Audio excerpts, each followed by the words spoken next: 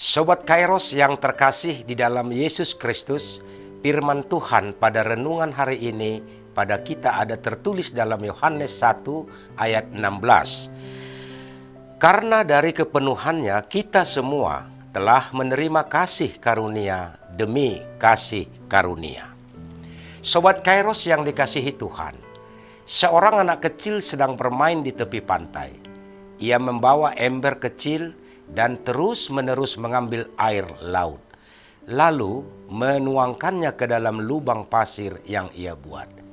Ia tersenyum puas setiap kali lubang pasir yang diisinya penuh, meskipun air itu segera meresap kembali. Seorang pria tua yang melihatnya berkata, "Nak, air laut itu tak akan pernah habis, seberapa sering pun kamu mengambilnya." Anak itu menjawab polos, "Tapi aku senang, karena setiap kali aku ambil airnya, selalu ada lagi yang datang." Begitulah kasih karunia Tuhan bagi kita. Kita menerima kasih karunia darinya hari demi hari. Tetapi kasih karunia itu tidak pernah habis. Saat kita berpikir, kita sudah cukup diberkati. Tuhan menambahkan lagi berkat baru, pengampunan baru, kekuatan baru, dan kesempatan baru. Kasih karunia demi kasih karunia, seperti ombak yang datang silih berganti tanpa berhenti. Setiap hari adalah bukti bahwa Tuhan tidak pernah kekurangan kasih untuk diberikan kepada kita. Ketika kita jatuh, kasih karunia-Nya menegakkan. Ketika kita lemah, kasih karunia-Nya menguatkan.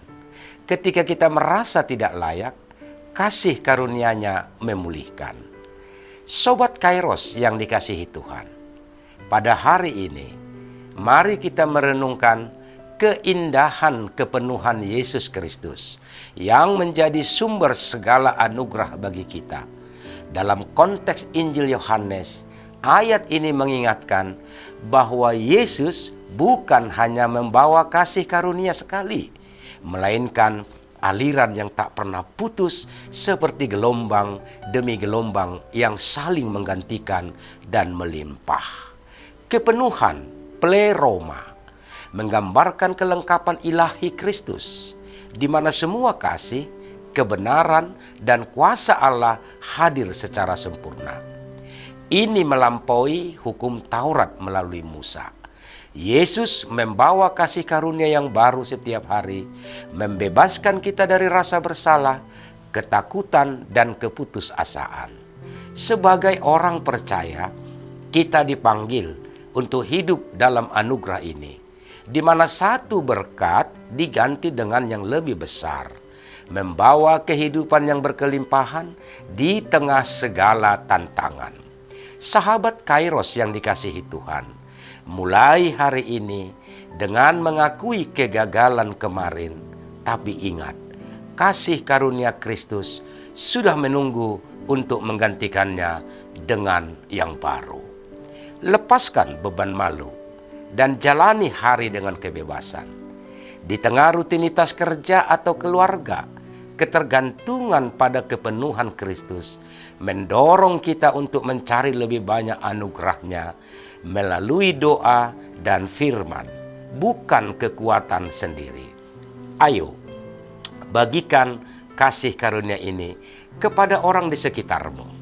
Maafkan teman yang menyakiti, bantu tetangga yang kesulitan, atau saksikan iman Anda di tempat kerja, dimanapun Anda berada.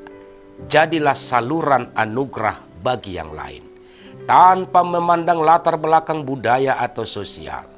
Saat menghadapi kesulitan seperti sakit atau ketidakadilan, pegang janji ini.